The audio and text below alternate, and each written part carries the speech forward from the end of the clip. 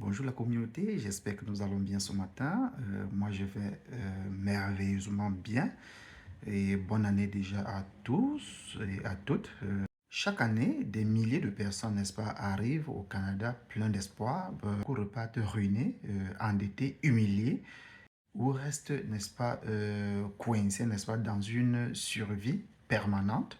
Le problème en ce moment, n'est-ce pas, n'est pas le Canada, mais le problème, ce sont des erreurs que personne ne te dit, n'est-ce pas, d'éviter dès ton arrivée. Aujourd'hui, je vais vous présenter les 7 erreurs, n'est-ce pas, qui ruinent les nouveaux arrivants au Canada. Et je vous invite, n'est-ce pas, à ne pas rater, n'est-ce pas, le sixième point. C'est très important. Si toi, tu es nouvel arrivant ou futur immigrant, je t'invite, n'est-ce pas, à écouter attentivement. Première erreur, croire que le Canada, n'est-ce pas, te doit une réussite. Beaucoup arrivent ici, n'est-ce pas, en se disant, oui, j'ai fait des sacrifices, le Canada me doit, n'est-ce pas, le succès, à tout. Le Canada va me récompenser comme j'ai fait des sacrifices. Il ne doit absolument rien. Le Canada n'a aucune obligation envers toi. Ton diplôme, n'est-ce pas, pour un début, n'impressionne personne. Personne du tout. Ton passé, n'est-ce pas, ne garantit rien ici. Donc, ne crois pas que peut-être dans ton pays, tu étais 4, n'est-ce pas, directement arrivé ici, tu vas devenir 4. C'est impossible. En fait, pas impossible, mais la probabilité pour que cela arrive est pratiquement néant. Ici, vraiment, on ne te demande pas ce que tu as été. Non, non, pas le cas. Ici, on te demande ce que tu peux être aujourd'hui. Donc, c'est tout. Et par conséquent, vous imaginez la frustration, la colère, la victimisation s'installe, ainsi de suite. Voilà la réalité. Maintenant, erreur numéro 2, n'est-ce pas, arriver au Canada sans assez d'argent, n'est-ce pas, ça c'est vraiment plus dangereux. Beaucoup arrivent ici avec juste, n'est-ce pas, de quoi payer le billet d'avion et un mois de loyer, ainsi de suite. C'est une catastrophe annoncée, donc vous préparez votre propre catastrophe, n'est-ce pas? Le vrai coût de la vie, n'est-ce pas? Le vrai coût à ton arrivée, n'est-ce pas? Il y a les dépôts plus, n'est-ce pas, premier loyer, il y a le transport, il y a la nourriture, il y a les assurances, le téléphone, imprévu, ainsi de suite. Puisque tu n'es pas chez toi, tu n'es pas dans ton pays, du coup, il y a beaucoup de choses que tu vas recommencer toutes de zéro. Vous savez, quand l'argent manque, vous prenez des mauvaises décisions. Quand vous avez votre argent, vous êtes capable, n'est-ce pas, de faire des choses à votre guise. Là, quand ça manque, n'est-ce pas, vous acceptez n'importe quoi, tu t'endettes, tu stresses. Résultat, spirale financière difficile à rattraper. Quand tu as déjà engagé une courbe financière négative, vraiment, c'est très difficile, n'est-ce pas, à rattraper.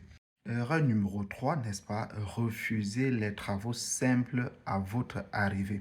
Beaucoup disent souvent, je n'ai pas immigré pour faire ça. Mais le frigo vide, n'est-ce pas, ne respecte pas ton diplôme, mon cher. Quand ton frigo est vide, le premier job vraiment, n'est-ce pas, c'est juste à suivre. Ça ne te définit pas, non. Ça ne t'humilie pas, non. Ça ne... Refuser un travail honnête par fierté, n'est-ce pas? C'est la meilleure façon de s'enfoncer de plus en plus. Et le rêve classique, n'est-ce pas, à ce niveau, n'est-ce pas, c'est d'attendre un bon poste, ce qu'on appelle bon poste, pendant que les factures s'accumulent. Erreur numéro 4, ne pas comprendre, n'est-ce pas, les règles du système canadien. Beaucoup ici, n'est-ce pas, par ignorance, pas par manque de talent. Travailler plus d'heures que permis, vous savez, plus d'heures, vous payez plus d'impôts et ainsi de suite.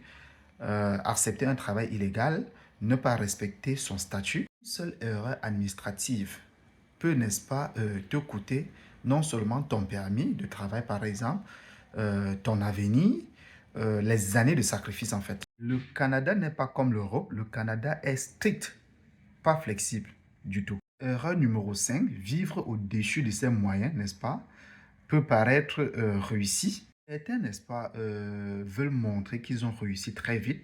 Vous voyez quelqu'un à peine quitté le pays, à peine il est arrivé au Canada, quelques mois après, il commence, un, deux, 3 mois après, il commence à poster des photos, il a un bon emploi et il commence à partager de l'argent à la famille laissée en arrière, ainsi de suite, partager aux amis. Non, vraiment, chacun doit pouvoir émerger avec ses idées, avec son projet d'immigration, dépendamment des objectifs que vous vous êtes fixés. Et vous ne devez pas, n'est-ce pas, copier ce que les autres font. D'autres arrivent, à peine ils sont arrivés, ils voient des gens qui ont déjà l'œil chez eux, ils ont déjà un logement acheté. Moi, je dis même louer à la banque, parce que là, ce n'est pas vraiment acheter, ça c'est louer à la banque. Et ils commencent à s'exciter et essaient aussi d'entrer dans le même dans le même engrenage, ce qui n'est pas évident du tout, ce qui n'est pas évident puisqu'il vient d'arriver. Les pièges classiques, n'est-ce pas, ici pour les nouveaux, vous allez voir quelqu'un qui vient d'arriver, voiture trop chère ou trop tôt, et il veut absolument avoir la voiture parce qu'ici tout le monde est véhiculé et lui aussi, il s'engage dans cette même lancée. Les téléphones hors prix, parce que tu vas voir quelqu'un vient d'arriver au pays, au Cameroun, ou en Afrique, il n'a jamais utilisé un téléphone de plus de 100 000. Dès qu'il arrive, il s'en va prendre un petit téléphone de 1 200 000. Donc, en tout cas, on est au Canada, il faut qu'on se montre, ainsi de suite. Non, ce sont des pièges vraiment classiques. Les sorties excessives, n'est-ce pas? Les crédits inutiles. Moi, j'appelle ça les crédits inutiles. Quelqu'un s'en va contracter des crédits peut-être pour consommer. Vous ne prenez pas du crédit pour investir ou pour faire quelque chose de concret, mais vous prenez un crédit pour consommer. Vraiment, il faut faire vraiment attention quand vous arrivez au Canada, mes chers amis.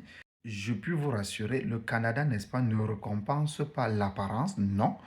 Le Canada récompense la discipline financière. Quand vous avez une très bonne discipline financière, vous serez récompensé tôt ou tard. Maintenant, l'erreur numéro 6, n'est-ce pas? L'erreur numéro 6, c'est s'isoler, n'est-ce pas? Ne pas demander de l'aide. Ne pas demander de l'aide, n'est-ce pas? Que ce soit à la communauté ou à d'autres personnes qui sont déjà présentes. Demander de l'aide, n'est-ce pas? N'est pas synonyme d'être faible, non.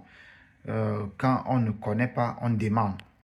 L'isolement est un poison silencieux. Tu t'isoles, n'est-ce pas? Tu perds non seulement la bonne information, n'est-ce pas? Tu fais les mêmes erreurs chaque fois et bien d'autres encore. Tu perds moralement. Ici, beaucoup souffrent, n'est-ce pas, silencieusement par honte. Mais ce que je puis vous rassurer, celui qui parle ici avance plus vite. Et une communauté, un réseau, échanger avec les gens.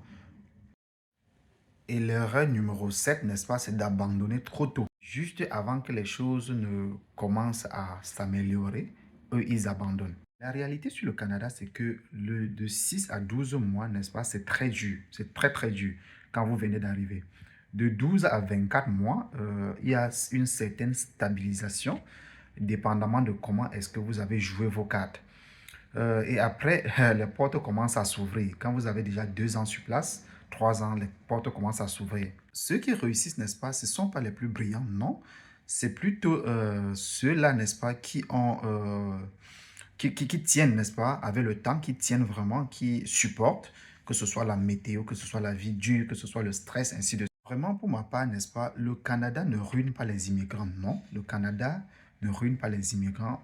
C'est plutôt les erreurs répétées des immigrants qui les détruisent progressivement. Si tu les évites, n'est-ce pas, ces erreurs, si tu es discipliné, si tu es patient, si tu as une stratégie, je puis te rassurer, le Canada va changer ta vie à jamais.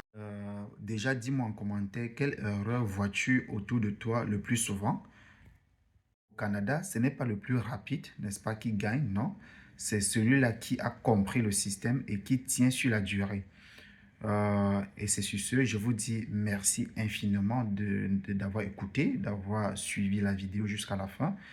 Et à tantôt. Bonne année à vous.